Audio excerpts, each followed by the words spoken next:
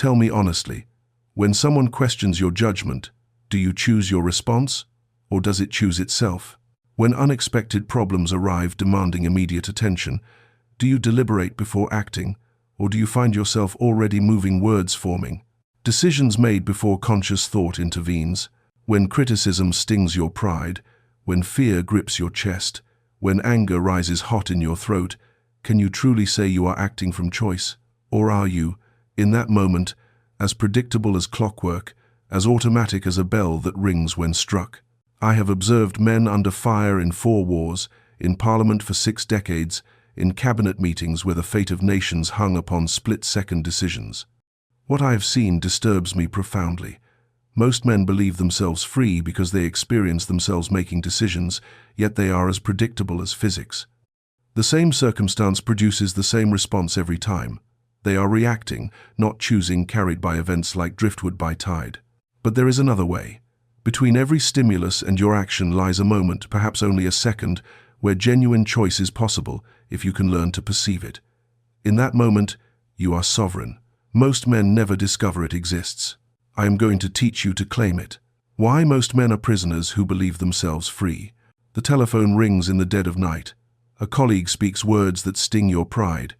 An unexpected problem demands attention. Tell me, do you choose your response to these moments, or does your response choose itself? Most men pass through life in comfortable certainty that they are directing their own course, making genuine choices, acting from free will. I have observed such men for 6 decades in Parliament, on battlefields, in cabinet meetings where nations' fates hung upon decisions. What I have seen disturbs me.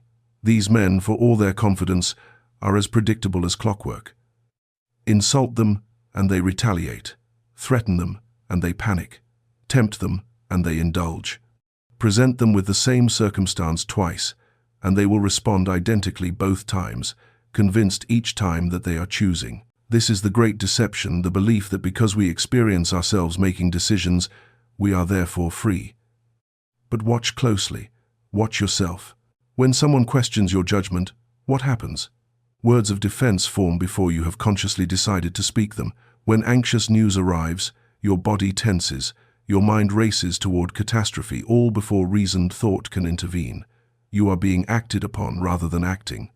You are reaction's object, not choice's agent. In May 1940, when France was falling, my cabinet divided sharply. Lord Halifax advocated seeking terms with Hitler. When I pressed him on principles, he grew irritated. Here was a capable man reacting to circumstances. We were weak, Hitler strong, therefore we must negotiate. He genuinely believed this was considered judgment, but it was reaction circumstance determining action dressed as deliberation. True response came when we asked differently. Not, what do circumstances demand, but, what are we defending? Once we understood we were defending liberty itself, parliamentary democracy, the rule of law, principles worth more than survival, capitulation became impossible. This is the distinction. Reaction is instinct and emotion, a slave to circumstance. Response is reason and will, master of circumstance. The man who reacts is carried like driftwood by tide. The man who responds steers through storms toward his own destination. But first, you must see your chains clearly. You must catch yourself reacting, feel the automaticity of what you have called choice. This recognition is profoundly uncomfortable. The ego does not wish to see itself as mechanism, yet this discomfort is freedom's beginning. For when you observe yourself reacting, feel anger's surge before responding, notice fear's pull before fleeing, something extraordinary occurs. You are both reactor and observer. In that split awareness lies freedom's seed. Between every stimulus and your action lies a gap, brief, overlooked, but real. Most men never perceive it. But once you glimpse it, you discover choice you never knew existed. You can pause, you can consider, you can choose. That gap is freedom's territory. In chapters ahead, I shall teach you to claim it, how your past carved grooves that run your present. Now you have seen that you react when you believed you were choosing. This raises an urgent question. Why? What mechanism produces this inevitable quality? The answer lies in grooves carved deep by experience, reinforced through repetition, operating mechanically once established. Consider how water creates channels in earth. At first, water might flow anywhere, but each time water flows down a particular path, that path deepens. Eventually, the channel is so deep that water flows automatically without choice. This is precisely how reactive patterns form in mind. The child who learned to react to his father's anger with silence becomes the adult who cannot speak truth to power. The young officer who survived battle through immediate aggression cannot respond to business competition with patient strategy. We mistake these grooves for identity, "That's just who I am," when they are merely pathways worn by circumstance. After Gallipoli's disaster in 1915, I spent months in darkness. I had pressed for bold action, overridden caution. The pattern that served me elsewhere, decisiveness, strategic audacity, had produced catastrophe. I was forced to examine how this groove was carved. My father's death before I could prove myself, cavalry charges where boldness was rewarded, political successes from risks others avoided. This pattern had history, logic, purpose. Understanding this transformed it from who I am to what I learned in circumstances that no longer exist. Every reactive pattern was formed for reason. The man who reacts to criticism with aggression may have learned as a boy that counterattack prevented abuse. The woman who reacts to conflict with conciliation may have discovered peacemaking kept violence at bay. These patterns are not weakness, they are past resourcefulness, strategies devised to survive circumstances not chosen. But patterns serving brilliantly in one context often cripple in another. The soldier's reactive aggression that kept him alive destroys his peacetime marriage. The child's submission that prevented beatings becomes the adult's inability to stand firm on principle. Your reactive patterns operate now in circumstances entirely different from those that created them. You are reacting to present situations as though you were still in original situations, still the criticized child, still the frightened soldier. But you are not. The grooves remain, though the landscape changed. This understanding liberates. Your reactions are not your nature, they are your history. Grooves, worn by what happened to you, not essential truths about who you are. The fixed becomes fluid. The inevitable becomes negotiable. I remember truly grasping this in Parliament. An opponent attacked savagely. I felt familiar anger rising, cutting words forming, but something stood back and watched. I recognized this is not happening because he deserves anger. This is happening because I have a well-worn groove channeling criticism into counterattack. In that recognition, I found choice. I could deliver prepared retorts, the groove was ready, or I could wait. I waited. His attack had been weak, desperate. When I spoke next day, I addressed substance, not him, and won the House completely. The pattern had not disappeared, but I had learned to recognize it as pattern rather than truth, as groove rather than necessity, and in that recognition lay freedom's beginning. Take your dominant reactive pattern. Ask, when did this begin? What circumstances rewarded it? Write this history honestly, not to excuse reactions or blame others, but to understand the machinery governing you. You will discover your reactive patterns are predictable consequences of understandable causes, and what can be understood can be changed. Creating 1 second of sovereignty. Understanding reactions machinery is essential, but understanding alone changes nothing if you cannot intervene when the pattern operates, when anger is hot, fear acute, the groove pulling you toward automatic response. Let me tell you what exists between every stimulus and action. A gap, brief, overlooked, but absolutely real. When the telephone brings disturbing news, between comprehending words and responding there is a gap. When someone questions your competence, between insults sting and your retort there is a gap. This gap exists whether you perceive it or not. The reactive man experiences stimulus and response as instantaneous, seamless. He is insulted and retaliates in what feels like one motion. But the seamlessness is illusion. Between stimulus and action lies a moment where choice is possible if you can perceive it. During war years, cabinet meetings were heated affairs. In 1941, Anthony Eden made a suggestion I found dangerously naive. My impulse was sharp dismissal, as I had done countless times. The words were forming, but something said, "Wait, do not speak, not yet."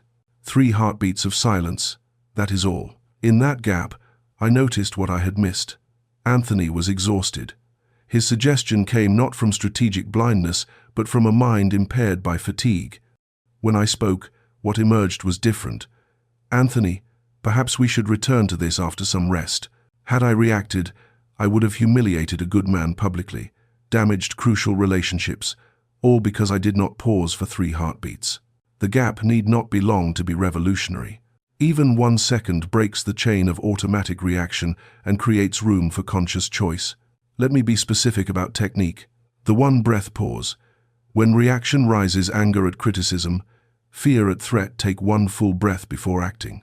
Inhale for 4 counts. Hold 4. Exhale 4. In those 10 seconds, reactive emotion's hottest moment often passes, leaving you able to respond rather than react. The position change. If sitting when reaction threatens, stand. If standing, sit. If still, walk. This simple interruption breaks reactive momentum. During war, when anger threatened judgment, I would stand and walk to the map, ostensibly studying strategy, actually interrupting my pattern. The pause phrase. In conversation, create space without seeming evasive. Let me think about that for a moment. That's important. I want to give it proper consideration. These phrases are socially acceptable ways to insert needed pause. I know what you think. This sounds artificial, mechanical. You are right that it is artificial initially. All learning is. The soldier drilling feels foolish, repeating movements endlessly. But in battle, those movements save his life because they have become instinctive. Practice the pause when stakes are low, so capacity is available when stakes are high. Begin this week with trivial moments. When someone asks any question, take 1 breath before answering. When reaching to check messages, pause 1 breath first. This seems absurdly simple. But practice it consistently for 3 days, and you will notice something profound. Words you speak after the breath are often quite different from words you would have spoken instantly. You are already responding more, reacting less. The gap is no longer theoretical, you are inhabiting it. And once you have inhabited it even once, you know experientially what I teach. Between stimulus and action lies a space. In that space resides your sovereignty. Do not expect perfection. You will forget. You will react despite intention. This is normal. But each time you remember to pause, you are carving a new groove. The gap exists. You have now felt it. This changes everything. Why feeling bypasses thinking? You have learned to create the pause, to perceive the gap. Yet you have discovered something frustrating. Sometimes, despite knowing you should pause, you react anyway. The pattern operates with such force that knowledge seems useless. Why? Because you are trying to interrupt emotion with reason, and reason arrives too late. Let me explain what occurs beneath awareness when reactive patterns activate. The insult reaches your ears. Before your conscious mind finishes processing, before rationally assessing whether criticism is justified, your emotional system has already activated. Neural pathways send signals flooding through your body. Heart rate increases. Breathing changes. Words of retaliation begin forming before reasoning capacity is consulted. This is why you can know intellectually how you should respond and still react destructively. You are not weak. You are experiencing reality. Reactive patterns are emotional grooves, not intellectual positions. I witnessed this in Western Front trenches. Young officers knew intellectually that panic during bombardment accomplished nothing. They could recite perfect doctrine. Yet when shells fell close, some panicked regardless. Why? Because fear is not an intellectual position reason can debate. It is physiological state bypassing conscious thought. The officer's knowledge lived in his reasoning mind, but shells activated his fear system, which operates faster than reasoning and has direct control over behavior. Officers who remained effective were not those without fear. I saw fear in every man. Rather, they had learned to work with fear instead of being controlled by it. They felt everything but had techniques preventing emotion from dictating action. The instinctive approach to unwanted emotion is suppression. I should not feel angry. I must not be afraid. But suppression does not work. Suppressed emotion goes underground where it festers. Eventually it erupts with greater force. The alternative is acknowledgement without obedience. When reactive emotion arises, name it explicitly. I am feeling intense anger right now. My body is preparing to counterattack. But add one crucial element. And I am not required to obey this emotion. Feel the anger fully. Do not suppress it, deny it, talk yourself out of it. But feeling an emotion is not the same as being governed by it. You can acknowledge the wind without letting it determine your course. I am as emotional as any man. perhaps more so. My tears at tragedy are real. My rage at injustice is genuine. My black dog of depression has visited throughout my life. I do not suppress these feelings. I feel them with full intensity, but I am not controlled by them. My anger informs me something feels wrong. My fear alerts me to danger. These emotions are information, not commands. During war's darkest days, when invasion seemed imminent and our cities burned nightly, I felt fear. Any man who claims he would not is either liar or fool. The fear was profound. I could have reacted to that fear. Many did. Some fled, some advocated surrender, some froze. Instead, I responded to the fear. I acknowledged it fully, yes, we might be invaded, defeated. But I asked, what is my duty facing this fear? What is needed? My response was to walk through bombed neighborhoods, to share the people's danger visibly. This was not reaction, not driven by fear or bravado. It was response, deliberate choice grounded in understanding that morale was as important as materiel, that leadership required visibility. The emotion informed me, the situation is dire, but duty governed me, therefore I must act with greater courage. Fear did not determine action, purpose did. When reactive emotion floods your system, practice this. First, name it. I am feeling anger right now. This creates observer consciousness. You are no longer purely inside the emotion but also watching it. Second, feel it physically. Where is the anger in your body? Attending to physical sensation grounds you in present reality. Third, remind yourself, this feeling is real and I am not required to obey it. Fourth, let the feeling be present without acting. You acknowledge wind and waves, but you keep your hand on the wheel. The goal is not to feel nothing but to respond wisely while feeling everything. How narrative governs response. You understand that emotion drives reaction, arriving before reasoning can intervene. But this raises a deeper question. Why do specific emotions attach to specific triggers? Why does one man react to criticism with anger, while another reacts with shame? The answer lies in stories we tell ourselves beneath awareness, narratives about what events mean, what they say about us, what they require. When someone criticizes your work, you do not react merely to words spoken. You react to the story you tell about those words. If your story is, "This criticism means I am inadequate," you will feel shame and defend vigorously or withdraw. If your story is, "This criticism means the speaker is threatened," you will feel contempt and dismiss feedback. If your story is, "This criticism may contain useful information," you will feel curiosity and listen. The event is same. Words of criticism were spoken, but the meaning, the story you construct, varies entirely, and your reaction follows not from the event itself, but from the story you tell about it. Most people never examine these stories. They experience them as reality itself. "She didn't greet me warmly" becomes, without conscious interpretation, "She is angry with me," and this triggers reactive pattern, anxiety, defensive preparation, perhaps withdrawal. The person never recognizes that "she is angry with me" is a story, one interpretation among many.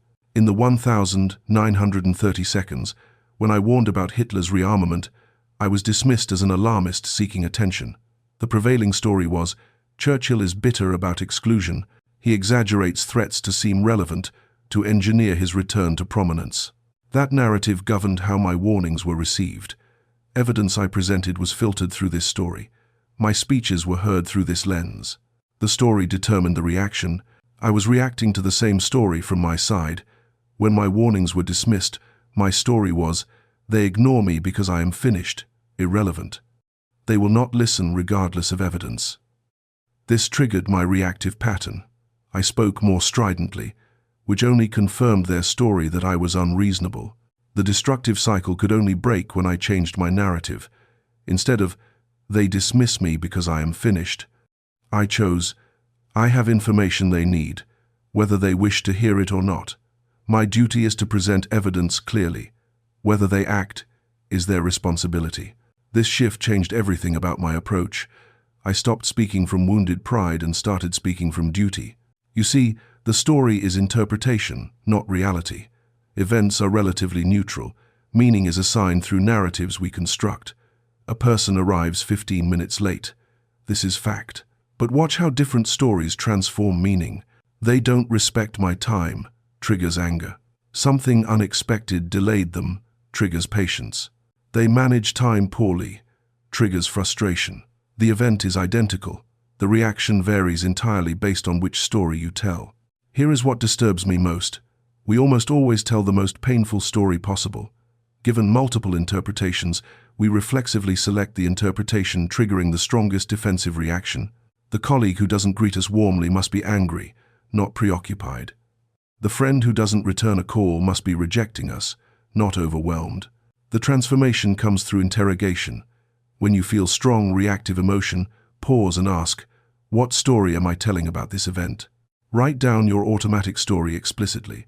Then ask, what are 3 other stories that could explain the same event? You need not believe alternatives, not initially.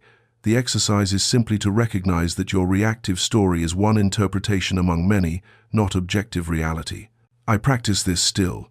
A colleague's curt manner. My story might be, he is dismissing me. Alternatives. He is exhausted. He is focused on some problem. His culture values directness over warmth. Generating alternatives does not require believing them. It requires only recognizing that my reactive story is interpretation, not fact, and that interpretations can be questioned.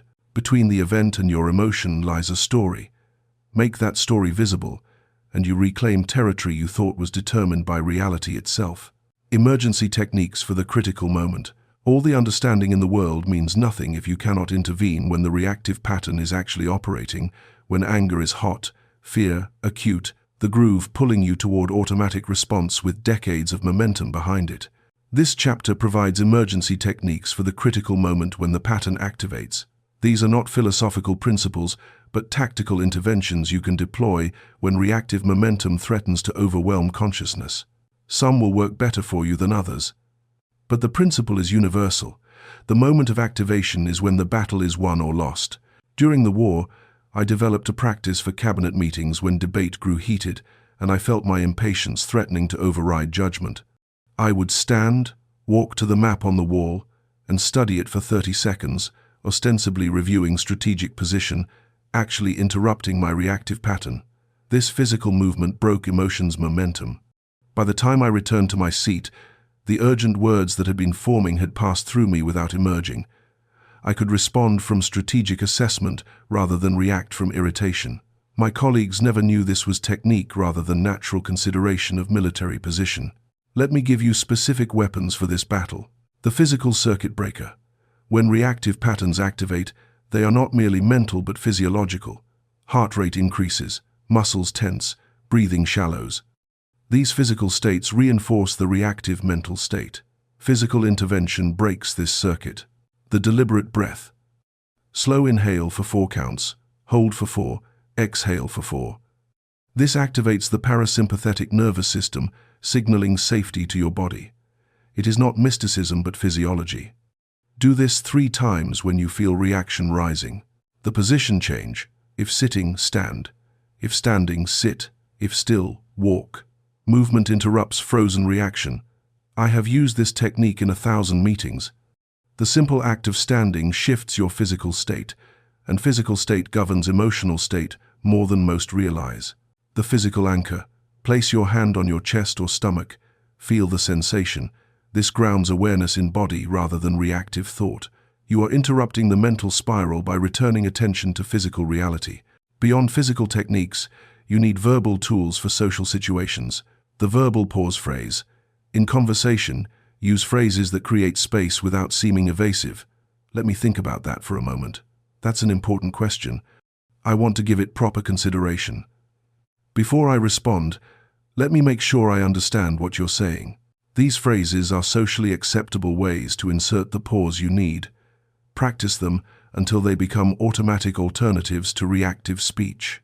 I have used variations of these phrases 10,000 times in Parliament and negotiations. They work. The escape clause. Sometimes reactive momentum is too strong to interrupt in the moment. Have an escape strategy. I need to step away for a moment, or let's return to this in an hour. This is not cowardice but wisdom. Better to postpone response than deliver destructive reaction. I have walked out of meetings when I felt control slipping. Better temporary absence than permanent damage. Choose 3 techniques from this chapter that resonate with you. Perhaps the 4-count breath, the position change, and 1 pause phrase. This week, when you feel a reactive pattern activating, deploy these techniques deliberately. Do not expect perfection. Sometimes you will remember after you have already reacted, but each time you remember to use a technique, even if it only partially interrupts the reaction, you are building new grooves. The reactive pattern took years to establish. The responsive alternative needs practice too. Most people find that within a week, they successfully interrupt reaction at least once. That single success proves the technique works and motivates continued practice. The most common failure is attempting techniques only in highest stakes situations. You must practice in low stakes moments to build capacity for high stakes intervention. Also, beware using techniques to look calm while internally you are still reacting. The goal is genuine interruption of the pattern, not performance of control. Finally, do not expect one technique to work perfectly for all situations. You need multiple tools. The 4-count breath may work perfectly for anger, but fail for fear. Position change may work for anxiety, but not for shame. Build your emergency toolkit with variety. You now have practical tools for the critical moment. These are not theories about how response should work, but actionable techniques for when reaction threatens to control behavior. You have weapons for the battle. Whether you use them successfully every time matters less than knowing they exist and work when properly applied. The reactive pattern no longer operates with inevitability. You have methods for intervention. That knowledge itself is profoundly empowering. What to ask when you have time to think. The pause between stimulus and action is merely opportunity. What you do in that pause determines whether you respond wisely or simply delay foolish reaction. The gap becomes productive when you populate it with specific questions that guide judgment rather than emotion. These are not casual wonderings but disciplined inquiry. What is my true purpose in this situation?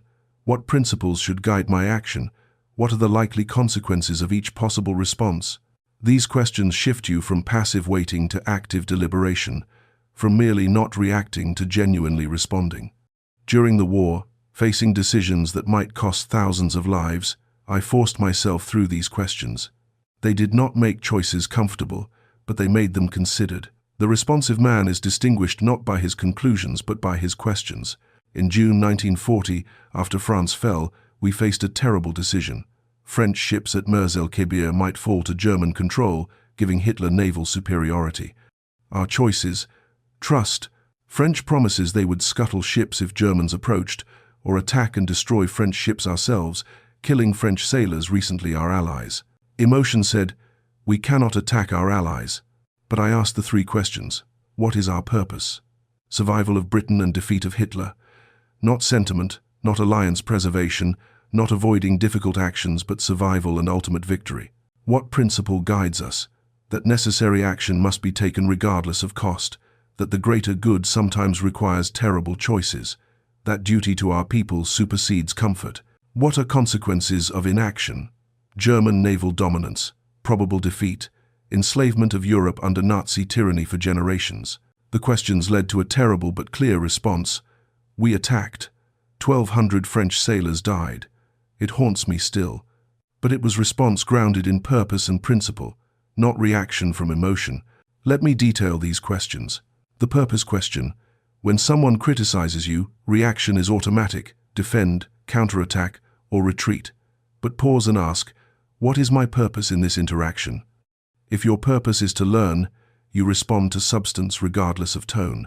If your purpose is to maintain relationship, you respond with acknowledgement and explanation. If your purpose is to advance truth, you respond with evidence. Purpose transforms both the how and what of response. Without clear purpose, you are simply reacting to stimulus. With clear purpose, you are responding toward an objective. The principal question. In the gap between stimulus and action, consult principles you established before the crisis. In peacetime, I determined that liberty was worth defending at any cost. This principle guided my response in 1940, when easier paths beckoned. Your principles might be different: integrity, loyalty, truth, compassion, but they must be established in advance. In crisis, emotion clouds judgment. Pre-established principles provide orientation when you cannot see clearly. The consequence question. Reaction thinks only of the immediate. This insult must be answered now. Response thinks in sequences. If I answer with anger, he will escalate. If I answer with dismissal, he will become an enemy. If I answer with measured firmness, I preserve both principle and relationship. The appeasers of the 1,930 seconds reacted to each Hitler demand in isolation, never asking, where does this sequence end? Each concession seemed reasonable alone, but they never traced consequences through multiple steps.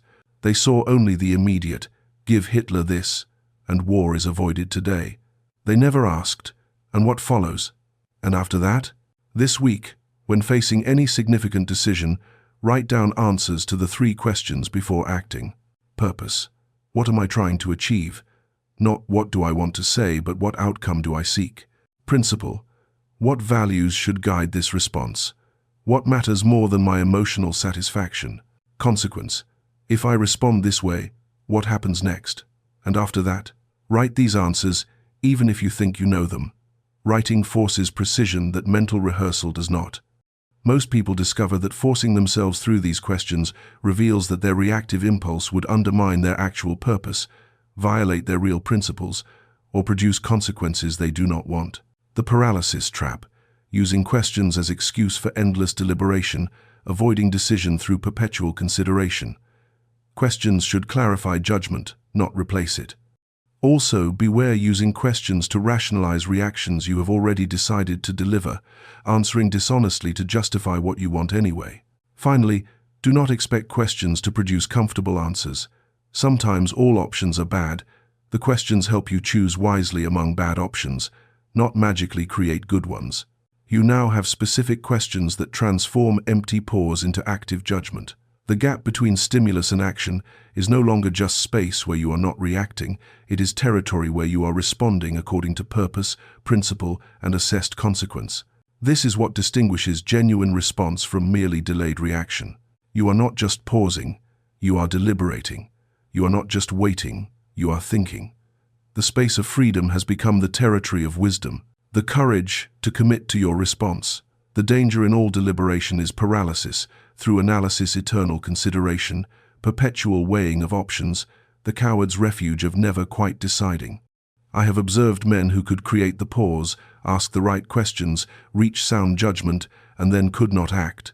They remained frozen in the gap between stimulus and action, unable to commit to any course because no course felt certain. But uncertainty is the permanent condition of consequential action. You will never have complete information, perfect confidence, guaranteed outcomes. Response requires both the pause to deliberate and the courage to commit. Once you have genuinely responded, considered your purpose, consulted your principles, assessed consequences, you must act as decisively as if you were reacting, but with the force of your whole being behind the chosen course. In May 1940, when I told Parliament, I have nothing to offer but blood, toil, tears and sweat, I was not reacting to our circumstances with desperate bravado. I had considered our situation deeply, France falling, Britain alone, invasion probable. I had asked the questions. Purpose? Defend liberty. Principles? Never surrender freedom to tyranny. Consequences? Of fighting possible destruction but honor intact. Of surrender certain slavery under Hitler. The response was clear. We would fight on. But declaring it was not enough. I had to commit every resource, every decision, every speech to that response. Judgment without commitment is merely interesting opinion. Response requires action backed by full conviction. The decisiveness paradox. Response requires both pause and commitment. The reactive man appears decisive because he acts immediately, though his action is merely automatic. The paralyzed man appears thoughtful because he considers endlessly, though his consideration is merely avoidance. The responsive man combines both. He pauses genuinely to deliberate, then commits decisively to act. This is the paradox. Response requires the wisdom to wait and the courage to proceed. Most people achieve one but not both. You must practice both in sequence, deliberate fully, then commit completely. The sufficiency test. You will never have complete information or perfect certainty. The question is, do I have sufficient information to make a sound judgment, even if not a perfect one? If yes, further deliberation is delay, not wisdom. If no, what specific information would make it sufficient? Go get that information, then decide. This test prevents both hasty reaction and endless consideration. The full commitment. Once you choose your response, commit to it entirely. No reservations, no second guessing, no hedging. If you commit fully and are proven wrong, you can adjust with new information. But if you commit partially, you guarantee failure, regardless of whether your response was correct. Hesitant action loses benefits of both speed and deliberation. I have seen men make sound judgments, then execute them with such hesitation that the soundness was irrelevant. Partial commitment to wise strategy produces worse results than full commitment to imperfect strategy. This week, face one decision using this sequence. First, create the pause. Take time to deliberate properly, whether 5 minutes or 5 days, depending on stakes. Second, ask the 3 questions. Determine purpose, consult principles, assess consequences. Third, apply the sufficiency test.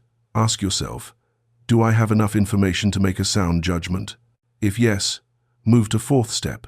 Commit completely. Announce your decision. Take action. Marshal resources. No reservations, no hedging. If you were wrong, you will know soon enough and can adjust, but commit fully to the course you have chosen through deliberation.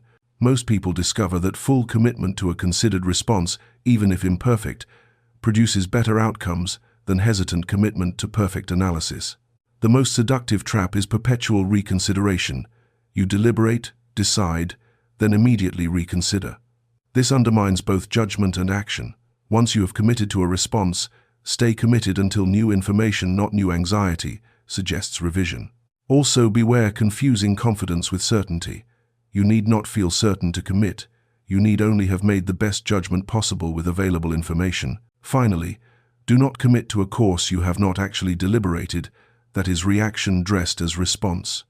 Genuine response requires both proper deliberation and full commitment. You now understand that response is not merely thoughtful pause, but decisive action informed by thought. You have learned to combine the best of 2 seemingly opposite capacities, the patience to deliberate genuinely and the courage to commit completely.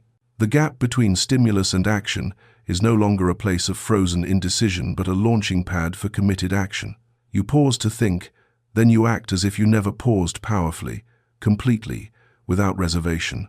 Learning from mistakes, without retreating to reaction. The most dangerous moment in the practice of response comes not when you react automatically, but when you respond deliberately and are proven wrong.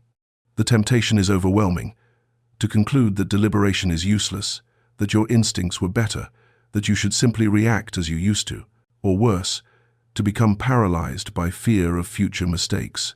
Trapped in endless analysis that never reaches decision. But failure of a particular response does not invalidate the practice of responding. I have made terrible errors in my life, Gallipoli being the most costly. Thousands died because of decisions I championed. I could have concluded that bold strategy was foolishness, that I should limit myself to conventional approaches, that my judgment was fatally flawed. Instead, I responded to the failure with learning, rather than retreating to reactive caution. What went wrong? I had pushed military leaders too hard, allowed enthusiasm for strategic innovation to override assessment of practical obstacles, assumed competent execution without ensuring it. These lessons guided me through the Second World War. I retained strategic boldness but added harder questioning, better preparation, closer monitoring of execution. Failure taught, because I responded to it rather than reacted to it. When a considered response produces bad outcomes, 2 possibilities exist. Your judgment was sound, but circumstances were unforeseeable, or your judgment was flawed. The reactive conclusion, deliberation is useless, misses this distinction. Often response fails not because deliberation is wrong, but because your deliberation was insufficient or misdirected. The solution is not less deliberation, but better deliberation. The after-action review. Military forces conduct these following operations. What was supposed to happen? What actually happened? Why was there a difference? What can we learn? Apply this same discipline to failed responses. Write down, what response did I choose? What outcome did I expect? What actually occurred? Where did my judgment fail? What information did I lack? What questions should I have asked? This transforms failure from punishment to education. I have conducted such reviews after every significant decision of my career, victories and defeats alike. The defeats often taught more than the victories. The emotional challenge. Failed responses produce shame, and shame triggers powerful reactions. Defensive justification, retreat to familiar patterns, paralysis through self-doubt. You must respond to these emotions as you respond to other triggers. Acknowledge the feeling, refuse to be governed by it, extract the lesson, move forward with improved judgment. When shame says, "You failed, therefore you are incompetent," respond with, "I made an error in judgment. That means I have something to learn, not that I am incapable of judgment." When a response fails this week, conduct a written, after-action review. Do not do this while emotion is hot. Wait until you can think clearly. Then write, "What response did I choose and why? What outcome occurred? Where did my judgment fail?" Be specific. Did I misjudge consequences? Ignore relevant information? Let wishful thinking override reality? What would I do differently with what I know now? This practice transforms failure from evidence of incompetence into raw material for wisdom. Most people who practice this consistently find that failed responses become their most valuable teachers. The most common error is conducting after-action reviews while still emotionally reactive to the failure. Wait until you can think clearly before analyzing what went wrong. Also, beware the opposite trap, endless analysis of failure that prevents future action. The review should be thorough but bounded. Extract the lesson, then move forward. Finally, resist the temptation to excuse failure by blaming circumstances. Some failures are genuinely due to unforeseeable circumstances, but honest self-examination usually reveals something you could have done better. You now understand that failure of a specific response does not invalidate the practice of responding. Every failure contains lessons if you respond to failure itself with learning rather than react with shame or retreat. The capacity to learn from mistakes without being destroyed by them is perhaps the ultimate mark of the responsive mind. You are not pursuing perfection but pursuing wisdom through both success and failure. This removes the paralyzing fear of mistakes that keeps so many trapped in reactive patterns. The question is not whether you will fail, you will.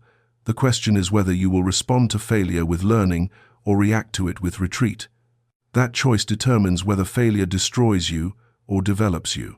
When response begins to feel natural, the beginner experiences response as effortful, constant self-monitoring, perpetual vigilance, exhausting deliberation before every action. This is necessary but not sustainable. The question naturally arises, will this always be so hard? The answer is both humbling and encouraging. Some domains become easier with practice while others remain challenging, but the ratio shifts steadily. Response that once required desperate effort becomes more natural. Pauses you had to force yourself to take begin occurring automatically. Questions you had to consciously ask arise spontaneously. This is not perfection but progression, the accumulation of thousands of small practices gradually rewiring your default responses.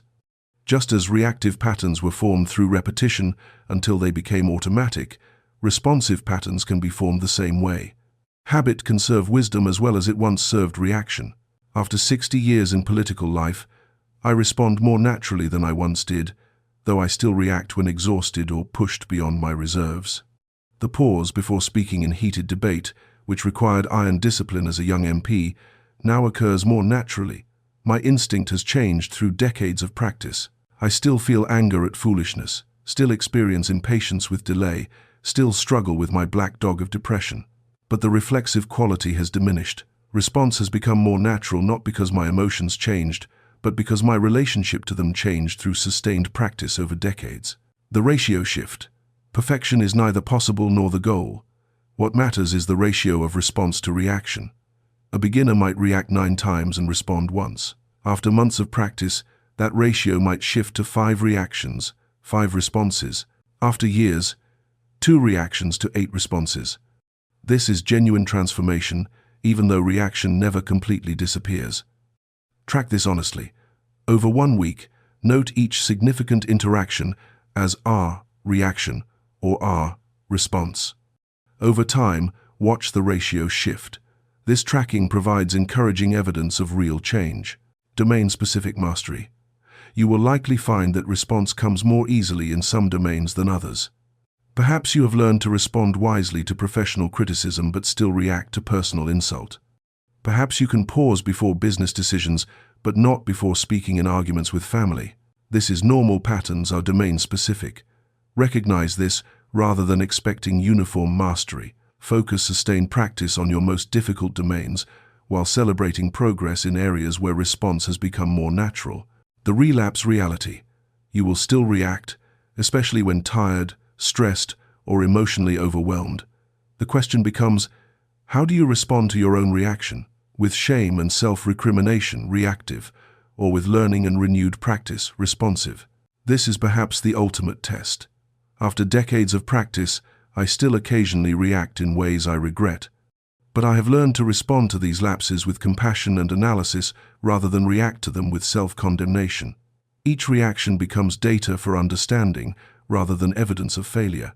This week, keep a simple journal.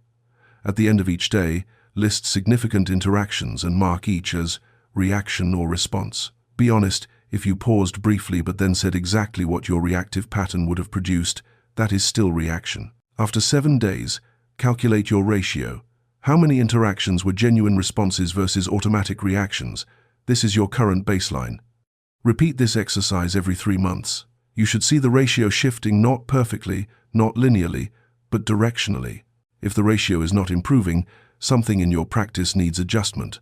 Perhaps you are attempting change in too many domains at once. Perhaps you need to focus on one specific pattern. The journal reveals what practice alone does not, whether you are actually changing. The perfectionism trap. Believing you should be responding 100% of the time, then feeling like a failure when you react. This expectation is unrealistic and counterproductive. Also beware the opposite trap, accepting your current ratio as good enough and ceasing practice. Improvement requires continued effort, though less effort than initial practice required. Finally, do not compare your ratio to others. Some people begin with better natural response capacity. What matters is your own trajectory of improvement, not comparison with others. You now understand that response can become more natural through sustained practice, even if it never becomes completely automatic. The exhausting effort of early practice diminishes over time as new patterns establish themselves. You also understand that progress is measured not by perfection but by shifting ratios, more response, less reaction, even if reaction never entirely disappears. This realistic expectation prevents the despair that comes from demanding impossible perfection while recognizing genuine transformation. The work continues, but the work becomes easier, more natural, more integrated into who you are becoming through practice. Responding to trauma that technique cannot touch. Not all reactive patterns are equal. Some are shallow habits that respond readily to technique. You react defensively to criticism, you practice the pause, the pattern begins to shift. But other patterns are carved by trauma wounds so deep that simple technique feels inadequate. The man whose father beat him for showing emotion may find that no pause, no deliberate breath, no question interrupts the flood of shame when he feels vulnerable. This does not mean response is impossible, but it means response requires something more than technique. It requires acknowledgement of the wound, compassion for the wounded self, and often the assistance of others. There is no shame in this. The deepest grooves require more than individual practice to reshape. Some battles are too hard to fight alone. The death of my daughter Marigold at age 2 in 1921 carved a wound I carry still. For years, any mention of lost children, any encounter with toddlers, triggered reactions I could not control through technique waves of grief that overrode all deliberation. I learned slowly that some wounds do not heal through individual discipline, but through time, through sharing grief with my wife Clementine, through allowing the wound to be what it was, rather than trying to control it through willpower. I still feel the grief, but I have learned to respond to it with compassion rather than react to it with suppression or shame. How do you distinguish surface habits from trauma-based reactions? Trauma-based patterns have these characteristics. They are triggered by seemingly minor events but produce overwhelming emotion. Techniques that work for other patterns fail here. The reaction feels compulsive, unstoppable. The intensity seems disproportionate to current circumstances. If your reactions fit this pattern, simple technique will not suffice. You need deeper work. When trauma-based patterns activate, the instinct is often shame. I should be able to control this. But should is a reactive word. An alternative. Respond to your wounded self with the compassion you would offer another person. This pain makes sense given what happened to me. I am not weak. I am wounded. Wounds take time and care to heal. This shift from shame to compassion is itself a profound response. It does not immediately heal the wound, but it transforms your relationship to it. You are no longer fighting yourself, adding suffering to suffering. You are acknowledging reality with kindness. Some wounds require more than individual work, proper therapy, trusted friends who can witness and validate your experience, communities of others who share similar wounds. There is no shame in this. The responsive man knows when assistance is needed and seeks it rather than insisting on solo mastery. I sought counsel after Gallipoli's disaster. I spoke with trusted friends about my black dog of depression. I shared grief over Marigold's death with those who could hold that grief with me. These were not failures of self-sufficiency but acts of wisdom, recognizing when the work required more than I could provide alone. This week, identify one pattern that might be trauma-based rather than simply habitual. A reaction that is overwhelming, that resists technique, that feels compulsive, that produces emotion disproportionate to current circumstance. Instead of applying technique, apply compassion. When the pattern activates, pause and speak to yourself internally with kindness. This pain makes sense. Something deep was wounded. I am not failing, I am hurting. This internal compassion does not immediately heal the wound, but it shifts your relationship to it from shame to care. For some readers, this chapter will reveal that professional assistance would be beneficial. If that is you, responding to that recognition by seeking help is itself a profound act of response over reaction. The most dangerous error is using trauma as excuse. I was wounded, therefore I cannot change.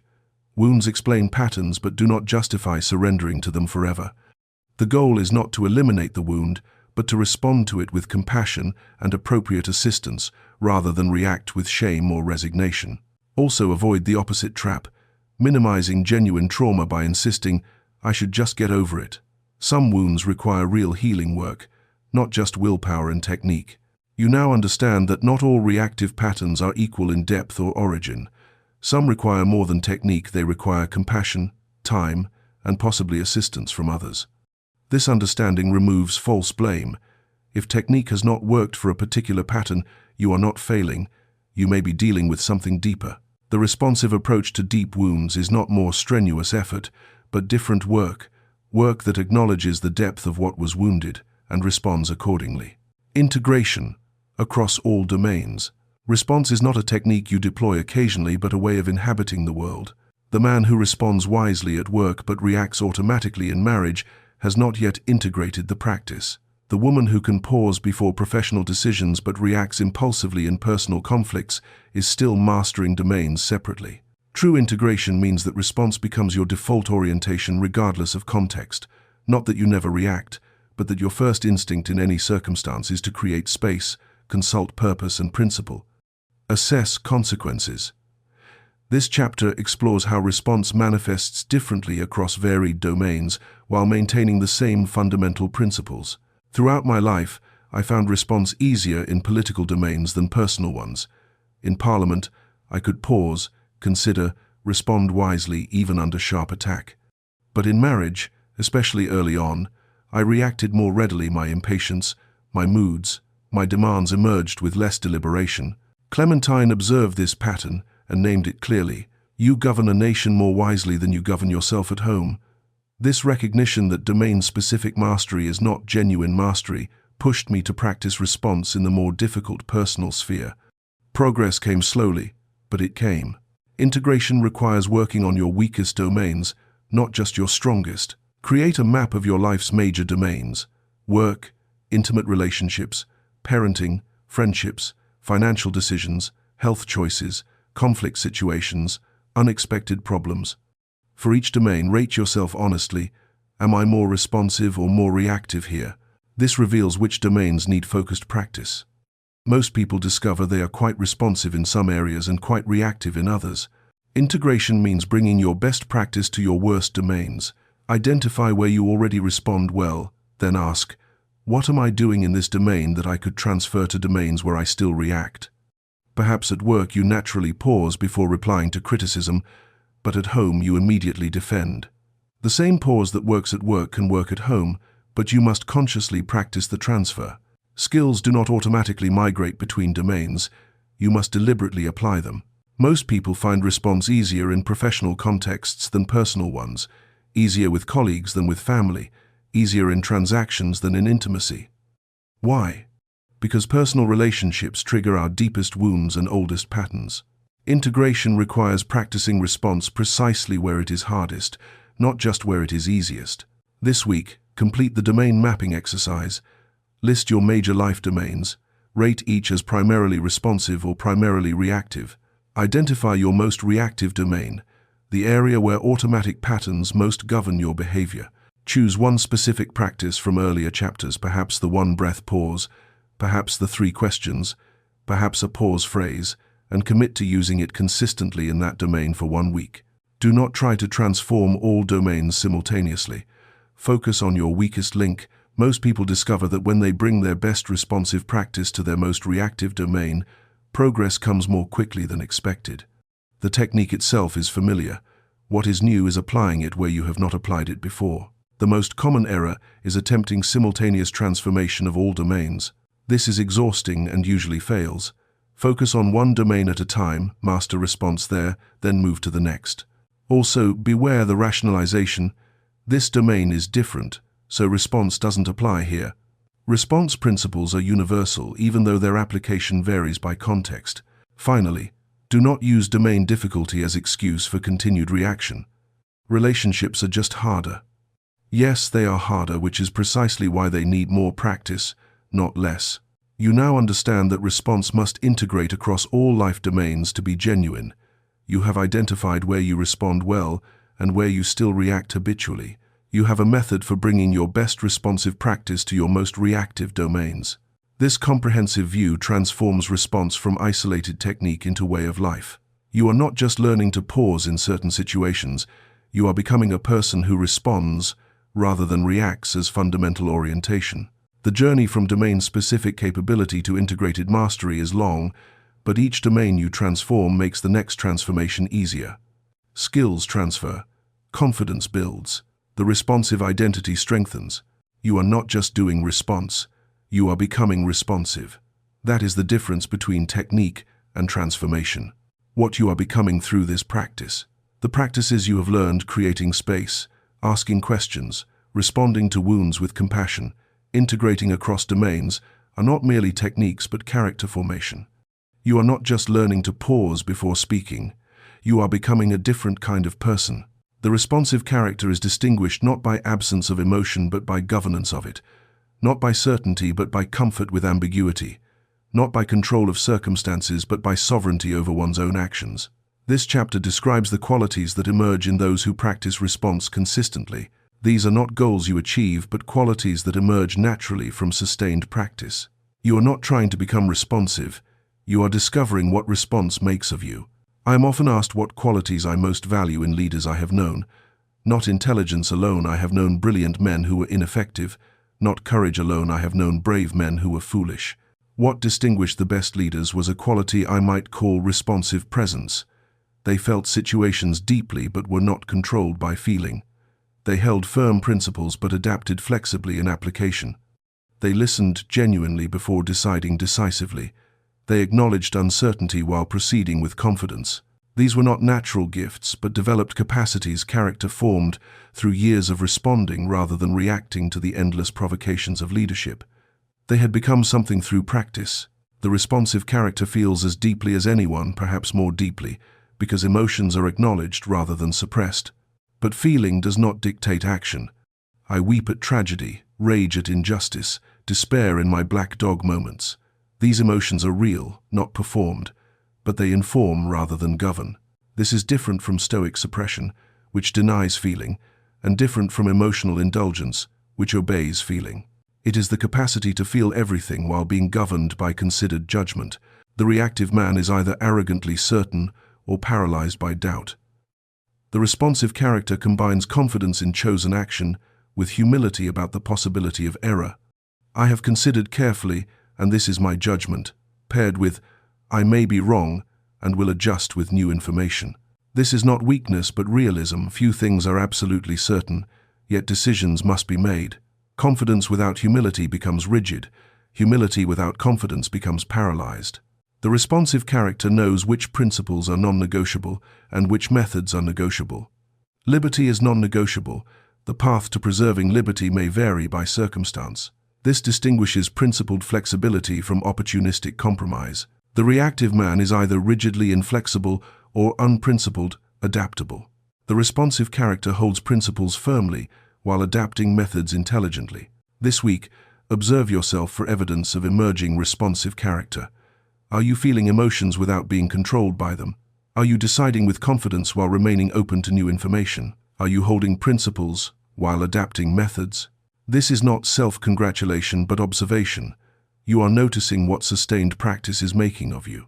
Also notice where reactive character still dominates. Perhaps you still suppress emotions in certain contexts, or perhaps you still confuse adaptation with abandonment of principle. These observations reveal both progress and work remaining.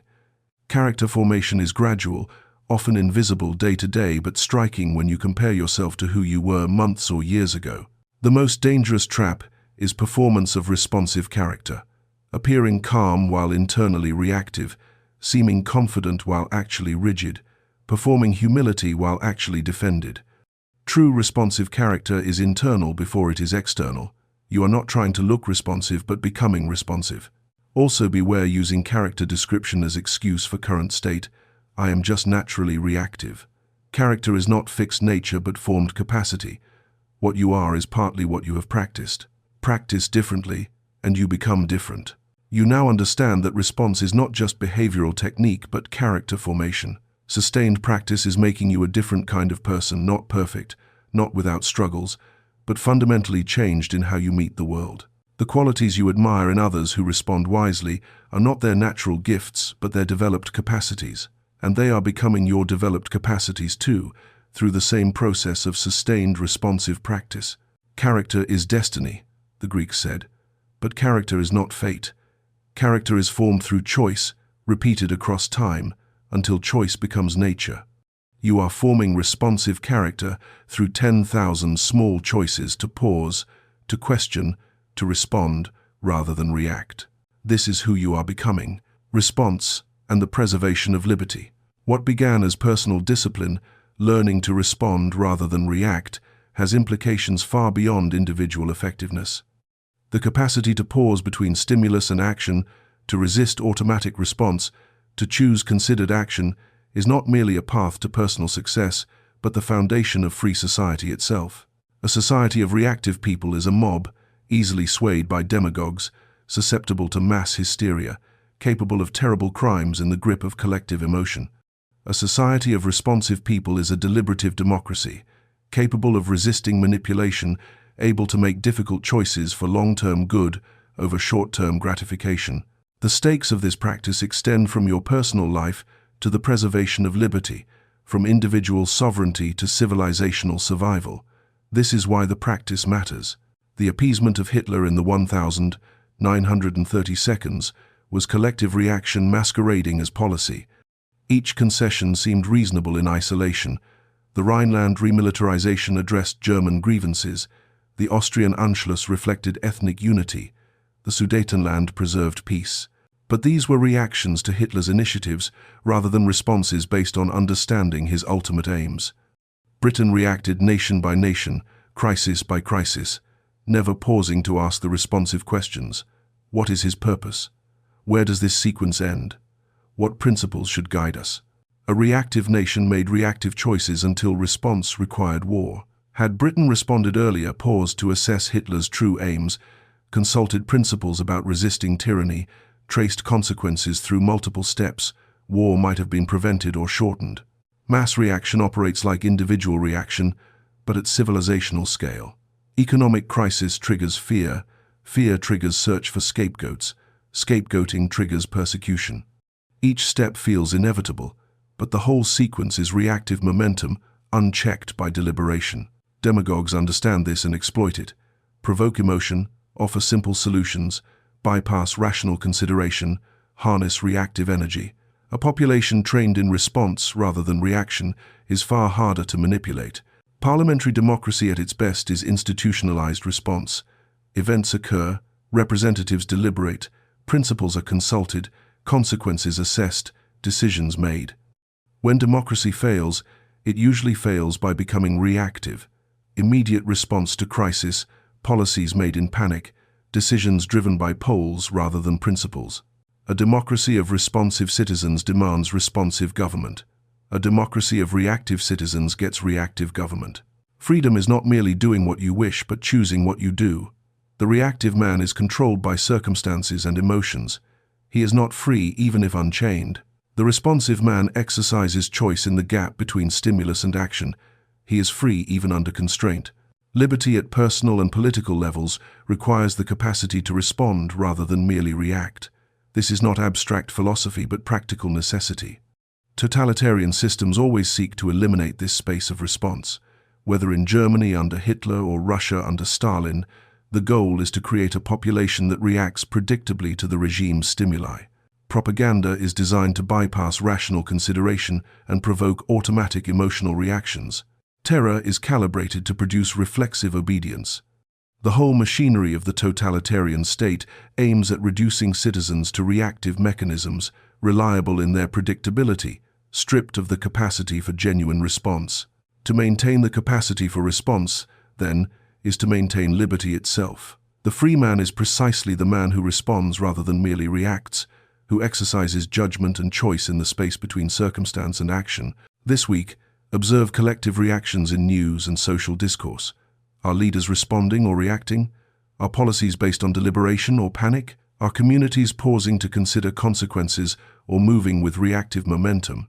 This observation does not make you superior, but reveals how rare genuine response is at collective level. Then ask yourself, in my own small sphere of influence, my workplace, my family, my community, do I model response or reaction? You cannot control national discourse, but you can influence your immediate sphere. The responsive individual becomes a small center of stability in reactive environments, modeling possibility that others may notice and emulate. Beware the trap of superiority. I respond, others merely react.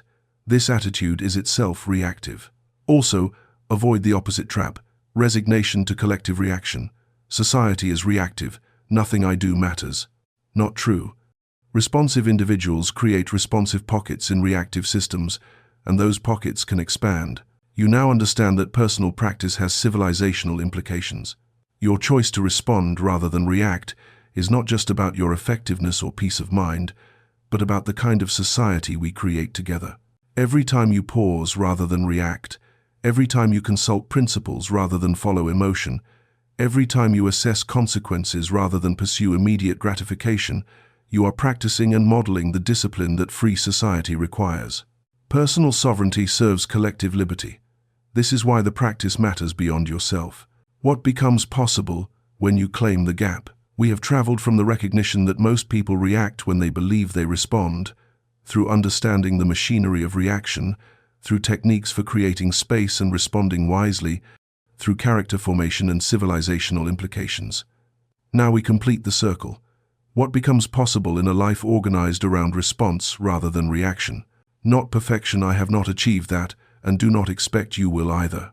But something else, a quality of presence, a capacity for effective action, a depth of engagement with life that reactive existence cannot provide. You become someone who can meet any circumstance, triumph or disaster, praise or criticism, peace or war with considered response rather than automatic reaction. This is sovereignty of mind. This is genuine freedom. This is what the practice promises.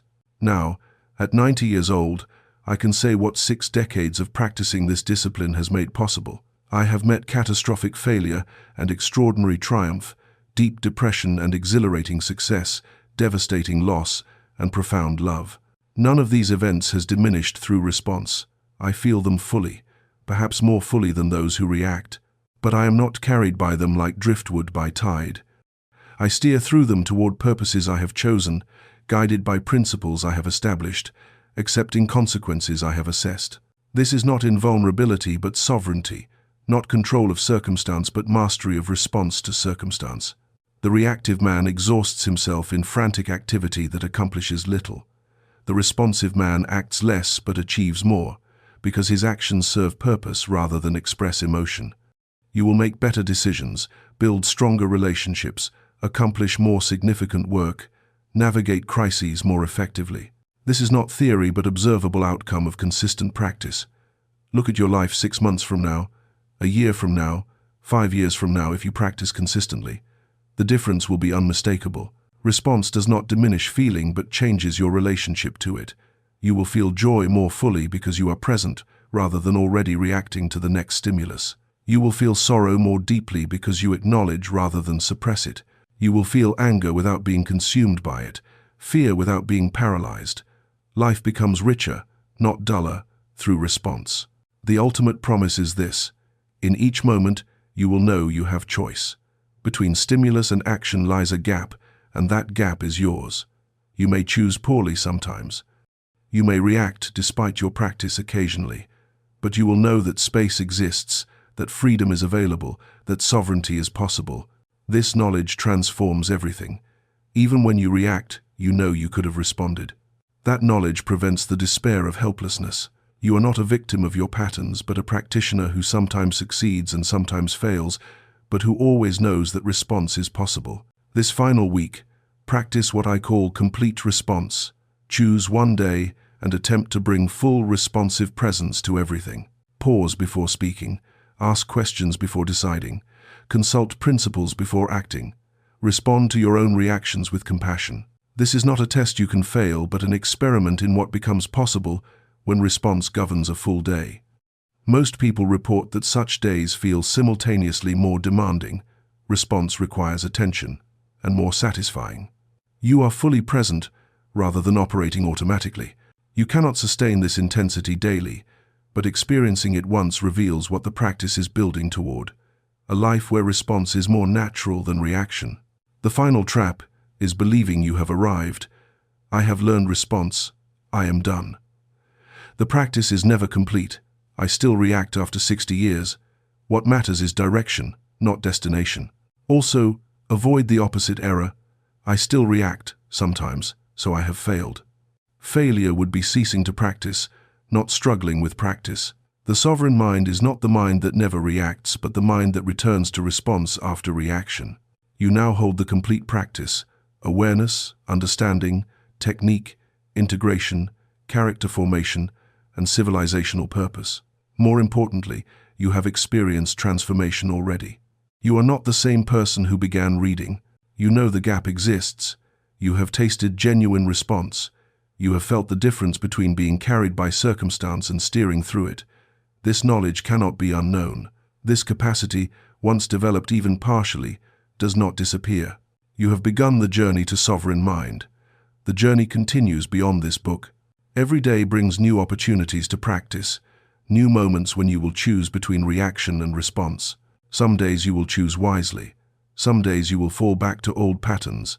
But you will never again be unconscious of the choice. That awareness is the beginning of everything. Between every stimulus and action lies a gap where freedom dwells. That gap is yours. Claim it. Inhabit it. Exercise in it your capacity for consciousness, judgment, and choice. Never give in to the tyranny of immediate reaction. Never surrender the space of conscious response. Never, never, never, never cease to exercise the freedom that lies between stimulus and action. For in that space resides everything that makes us human, everything worth defending, everything that matters in the long story of civilization. Welcome to the territory of freedom. Welcome to sovereign mind.